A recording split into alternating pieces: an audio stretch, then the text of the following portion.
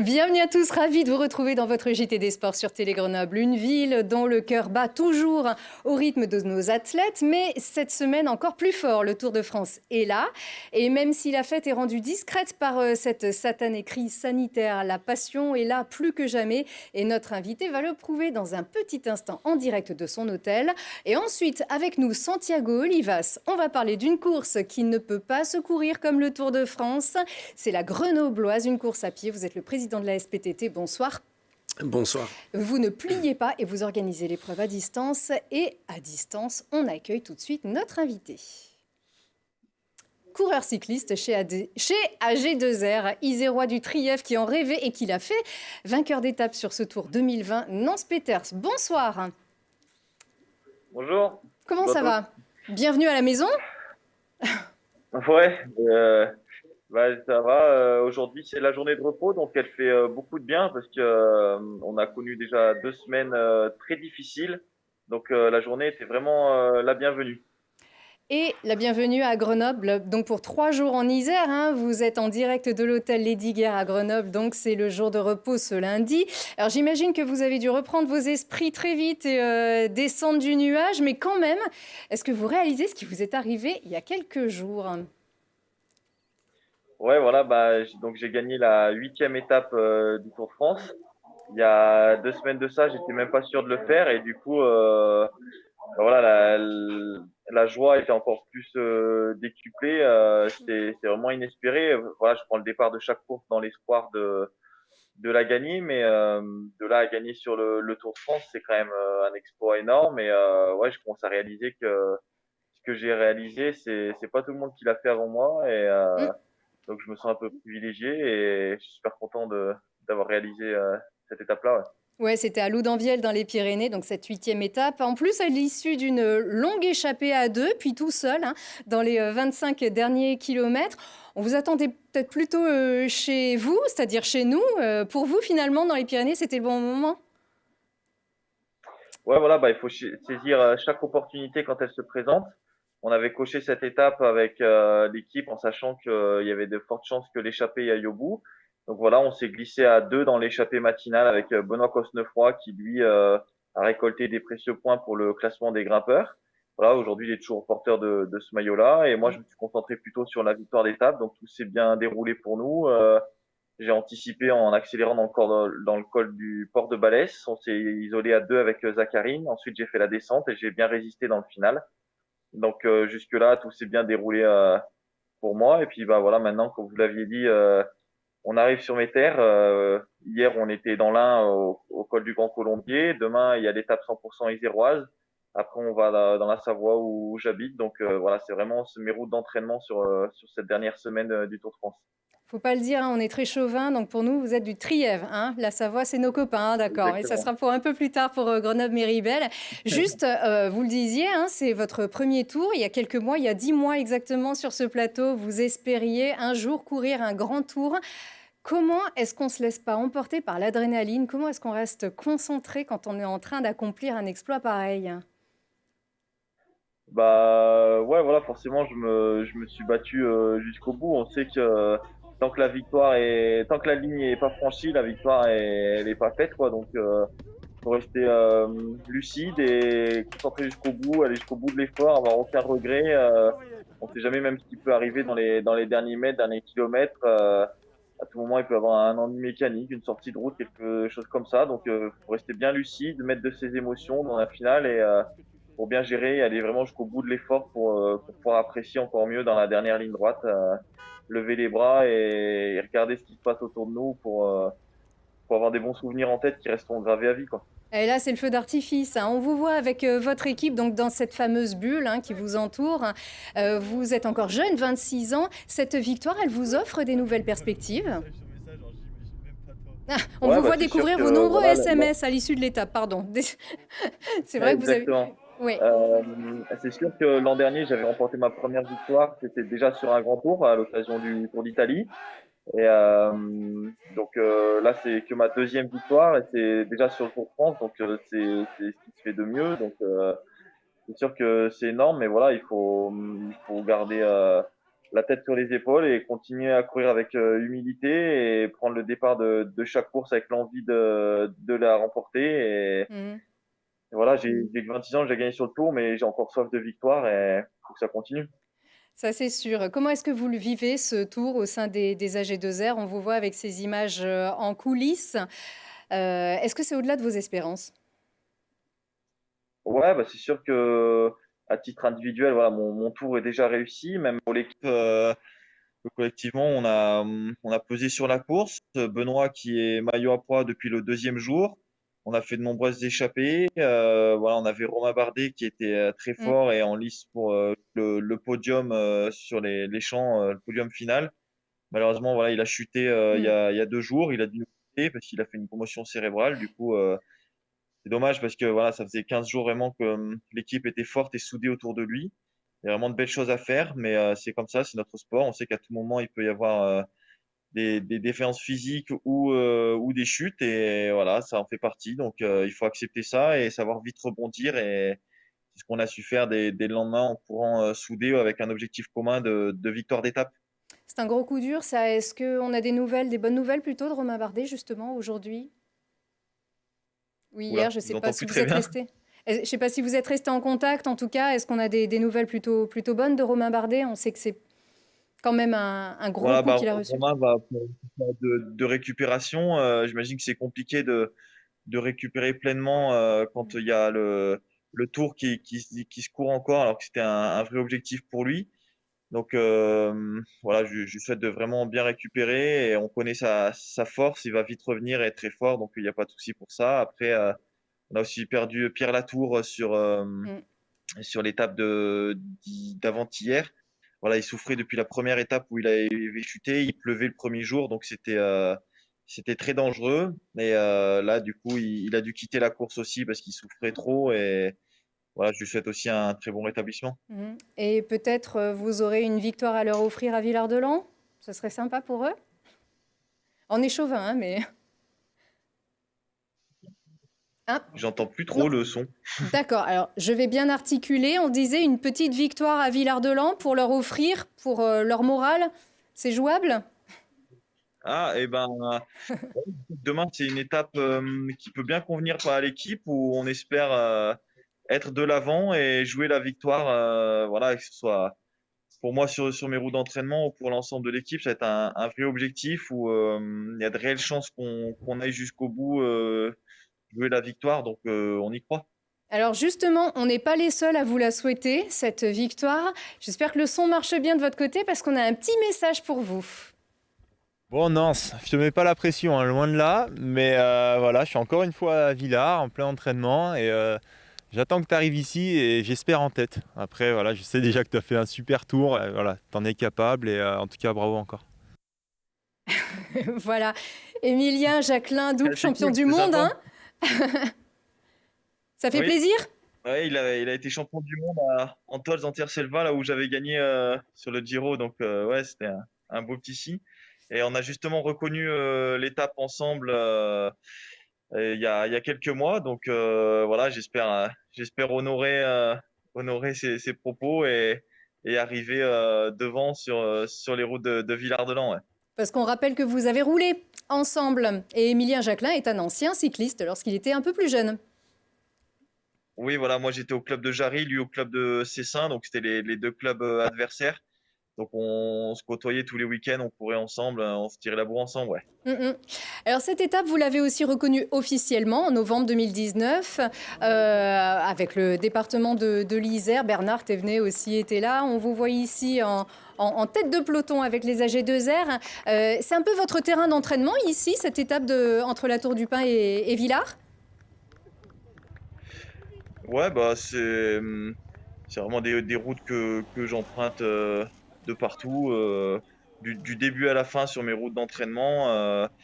Voilà, donc j'ai fait une année d'études aussi à Grenoble, donc vraiment on tourne tout autour de la ville, donc c'est quelque chose des routes que je connais bien et où j'aurai à cœur de briller. On l'espère. Pour vous, évidemment. Les Isérois, en tout cas, ont de la chance. 3 jours en Isère, repos à Grenoble. Donc demain, mardi, on le rappelle, arrivée à Villard-de-Lans, départ de la Tour du Pin. Et le lendemain, ce sera Grenoble-Méribel. La fête, elle est donc discrète en raison du coronavirus. Est-ce qu'elle est un peu gâchée, cette fête, pour vous? Non, bon, on essaye de pas penser à tout ça. Voilà, nous, on est concentré sur notre course et le fait qu'il y ait moins de spectateurs, c'est pas très grave pour nous. Voilà, il y a quand même les médias qui permettent aux gens de suivre notre sport. Il y a quand même du monde au bord de la route, hein. Il y a pas, on est hors vacances scolaires, mais il y a quand même du monde et j'espère que les gens apprécient que cet événement puisse avoir lieu et malgré le contexte actuel. C'est sûr. Nous, on regrette évidemment de ne pas pouvoir vous faire un coucou d'un petit peu plus près, ça c'est sûr. En tout cas, vous nous parlez, et c'est bien sympa, depuis l'hôtel Lesdiguières qui vous accueille pendant 3 jours et 2 nuits. C'est cours de la Libération. Alors, il paraît que vous êtes vraiment aux petits soins, hein. Les étudiants de l'école hôtelière, donc des lycées Beaumarchais, du Clos d'Or, sont vraiment hyper pros. C'est vrai que c'est pas banal tout ça pour vous comme pour eux en fait. Oui, bah en fait, voilà, on a Eddy Fournat, le directeur de l'école hôtelière, qui est aussi notre cuisinier sur des courses. Donc voilà, on a un camion de cuisine qui nous suit sur l'ensemble du Tour de France notamment. Et donc il s'est retrouvé que Eddy a été sollicité par ASO pour l'équipe. Donc lui, il a demandé à ce que ce soit nous, puisqu'il a l'habitude de travailler avec nous. Mhm. Donc c'est sûr qu'on est aux petits soins avec tous ces étudiants qui ont à cœur de bien faire et de bien nous accueillir dans de très bonnes conditions. Et c'est l'idéal pour récupérer sur une journée de repos. C'est vrai qu'ils ont fait les choses très très bien. Je ne sais pas si quelques spectateurs vont pouvoir aller essayer de s'approcher cours de la Libération, donc à l'école hôtelière pour vous apercevoir. En tout cas, ben, nous aussi, on avait été très très bien reçus. Et c'est des super conditions. Eh bien, un grand merci, Nance. Donc, on croise bien fort les doigts, c'est sûr, pour vous, pour ces étapes iséroises et pour la suite du tour. Eh ben, merci à vous. Et puis, À très au vite. passage, je ne sais pas s'il est à côté de vous, mais un petit merci à Yves Perret qui fait partie de votre bulle et qui, nous aussi, on est vraiment aux petits soins. Et Je lui on a transmets. vraiment voilà, des super relations, en tout cas avec votre équipe. Ça a mérité d'être souligné. Merci Nance, à très bientôt. Je vous remercie. Bonne soirée. Au revoir. Bonne soirée. Et on enchaîne justement avec eh bien, les résultats et le zap de ce week-end tout de suite. Le GF38 est en forme après la sensation contre Toulouse, sévèrement battu au Stade des Alpes. Les Grenoblois confirment à l'extérieur à Chambly face aux demi-finalistes de Coupe de France en 2018. Les hommes de Philippe Inchberger calent en première mi-temps mais passent la seconde de retour au vestiaire et face à des adversaires bien coriaces. Mamadou Diallo a égalisé et Terrell Ondan a profité d'une erreur défensive pour offrir un but victorieux. Le GF38 s'impose 2-1 et se hisse à la 7e place. C'était pourtant bien parti une semaine après la victoire du FCG Rugby pour son entrée dans la saison. Un bel essai d'entrée de jeu d'Aurillac nous a fait soudain rêver de finale, de montée. Mais la réalité du terrain nous rattrape et Grenoble plie sous la pression des Auvergnats et perd complètement pied en encaissant 17 points en un quart d'heure, malgré un petit sursaut en fin de match. Et l'essai de Thibaut Martel, le FCG s'incline sans bonus, 26-13 et descend à la 10e place du classement. 7 mois après, les Brûleurs de Loup sont de retour et gagnent en amical à Chamonix, là où ils avaient signé leur dernière victoire en date, ponctuant une série de demi-finales parfaites de 4 matchs et 4 victoires. Les Brûleurs de Loup avaient encaissé 2 défaites face à des ténors européens la semaine dernière, à Lausanne et Genève. La Ligue Magnus reprend le 26 septembre à Nice pour Grenoble. Et enfin, un grand bol d'air et des athlètes au sommet. L'Ultra Trail du Vercors a pu secourir dans le cadre magique des crêtes du Vercors, sublime de paix et de majesté, pendant que les coureurs exécutent 55 km d'une course à plein régime avec 2600 mètres de dénivelé. Le premier à l'arrivée, c'est Thibaut Marquet. Et la première dame, vous allez la voir, c'est une grande dame qui s'appelle Manon Benoît. Et vous allez aussi pouvoir prendre le départ de la Grenobloise, mais pas comme prévu, la célèbre course solidaire dont le but est de courir pour aider la Ligue contre le cancer et l'Enfant Bleu va se courir à distance. Santiago Olivas, vous êtes l'organisateur de cette course, président de la SPTT. Bienvenue encore. Vous gardez le moral dans ces conditions qui sont un petit peu compliquées quand on organise des courses? Ah bah oui, on garde le moral, on n'a pas le choix.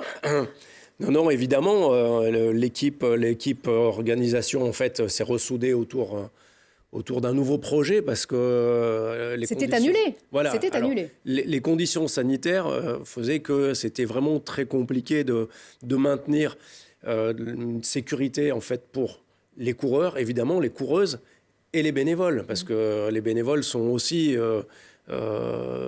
Nombreux. impliqués dans le projet. Il y a une centaine de bénévoles sur la course.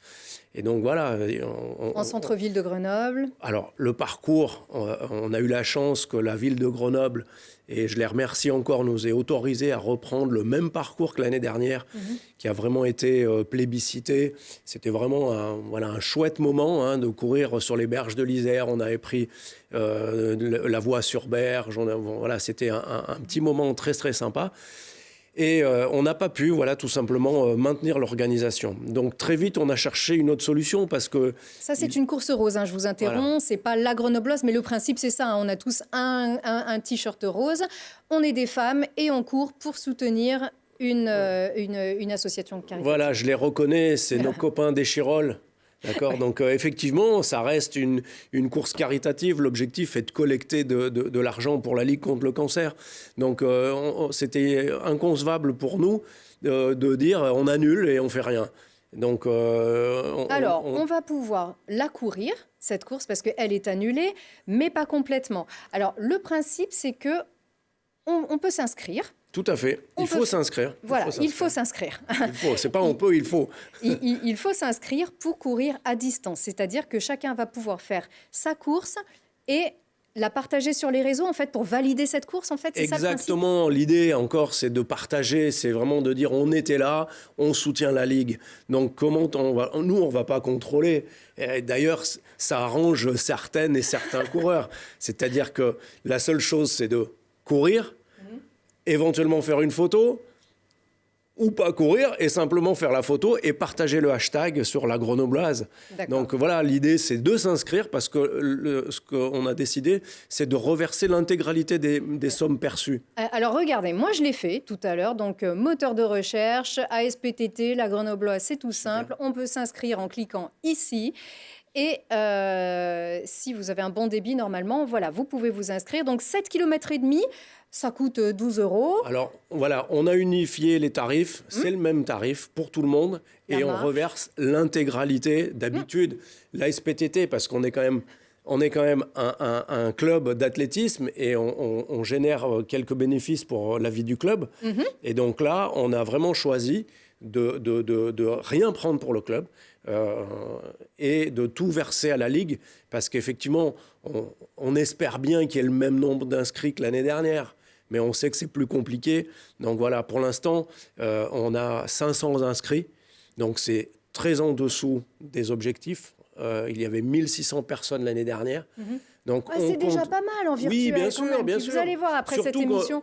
Surtout qu'on va tout reverser. Donc voilà, l'objectif, c'est qu'on arrive à reverser le même montant aux associations. Et on n'est pas obligé, comme on le dit, de faire 7,5 km. Non, on peut. J'ai même eu des candidats à la course qui m'ont dit « je vais le faire dans mon canapé ». Alors ça, c'est plutôt sympa aussi, parce que l'essentiel est de participer. Alors moi, je vais la faire pour de vrai. C'est pas sur le parcours tout plein de Grenoble, donc les 7,5 km. Je ne sais pas si on peut vous envoyer le dénivelé, le parcours. On peut. Voilà. L'air un peu moins ridicule par rapport à ceux qui font des gros chronos. On a compris que ce n'était pas l'essentiel. Mais justement, pour tous ceux qui se sont mis au sport pendant le confinement ou après, parce qu'il fallait aussi bien manger aussi, est-ce que c'est peut-être une occasion de se tester, en fait? C'est peut-être une première sortie, une première compétition? La démarche, c'est aussi c'est une première marche pour aller vers de l'activité. La Ligue contre le cancer le dit et le martèle chaque année, il faut faire de l'activité physique, c'est bon pour la santé, c'est bon pour récupérer. Et toutes les personnes qui sont atteintes d'un cancer, qui sont en phase de récupération, de rémission, ont besoin de cette activité. Donc nous, on les accueille aussi dans nos structures. La SPTT, l'Entente athlétique de Grenoble, on est là pour les encadrer, pour les accompagner dans cette réathlétisation. Donc la Grenobloise est un événement déclencheur qui doit permettre justement de faire un premier pas. Et pour tous les coureurs, on pensera aussi à toutes ces personnes qui luttent contre le cancer et à tous les chercheurs aussi qui luttent chaque jour pour trouver des solutions. Merci beaucoup Santiago Olivas. On regarde avec Lilian Veillé une sélection des autres événements sportifs du week-end prochain. Vendredi 18 septembre à 19h, le FCG tentera de rebondir au Stade des Alpes pour la 3e journée de Pro D2 après sa défaite à Aurillac la semaine dernière. De vendredi à dimanche, c'est la 8e édition de l'Euro Nordic Walk Vercors, le rassemblement européen de la marche nordique qui prend place à Villard-de-Lans. Plusieurs marches sont au programme sur les 3 jours. Vendredi et samedi, ce sont aussi les championnats de Ligue Auvergne-Rhône-Alpes de ski nautique au Ski Nautique Club du Bois français. Et samedi, le GF38 revient à la maison au Stade des Alpes à 19h. Après son écrasante victoire contre Toulouse 5-3 et sa victoire à Chambly 2-1, les hommes de Philippe Inchberger essaieront d'enchaîner une 3e victoire d'affilée, cette fois contre l'AC Ajaccio. Et pour lancer sa saison, le Grenoble Saint-Martin des handball reçoit Saint-Priest samedi à 20h30. Dimanche, le trail de Notre-Dame-de-Vaux vous invite sur le plateau mathésin avec 3 courses et une marche au programme. Et ce dimanche, c'est aussi la grimpée de Prapoutel pour les cyclistes motivés, au départ de Froge à 7h30 pour monter les 15 km jusqu'au Sept-Lô. Et rappelez-vous, course à pied, c'est possible avec la Grenobloise pour soutenir le cancer, la Ligue contre le cancer et l'Enfant Bleu. Vous allez tout trouver sur le web pour vous inscrire sur le site de la SPTT, la Grenobloise. Merci beaucoup Santiago Olivas. Merci à vous. Et on vous retrouve la semaine prochaine. À très vite.